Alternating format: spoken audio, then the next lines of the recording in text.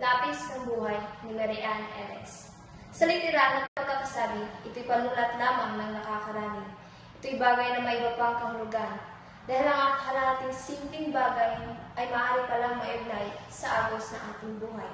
Kung sa paaralan, gamit ay papel, lapis at pantasa, sa buhay tayo din na may gumagawa at nagsusulat ng sarili nating kwento. Kwentong isusulat natin sa isang malapad na papel. Mga istoryang tayo lamang ang nakakaalam.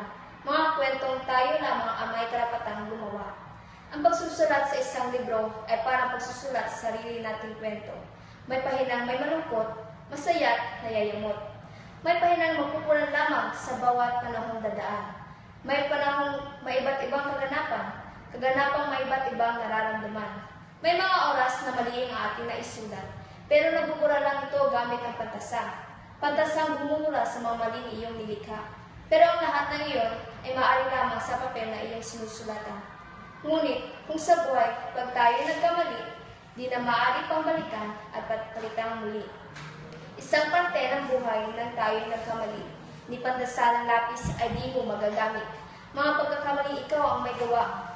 Kahit na pagsisihan mo pa'y wala nang nagagawa. Lapis ang ginagamit sa pagsulat ng isang storyang may kaakibat at taong gusto mong makatadhana.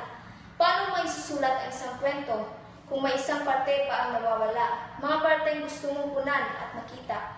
Paano ka magsisimula kung sa simula'y napaglaruan ka na?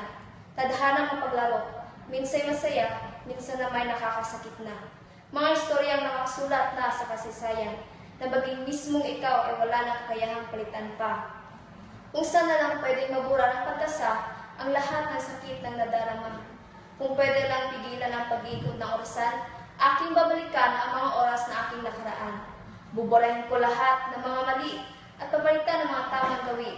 Ngunit ako'y nagising sa katotohanan na ang lapis at natasay pang papel lamang.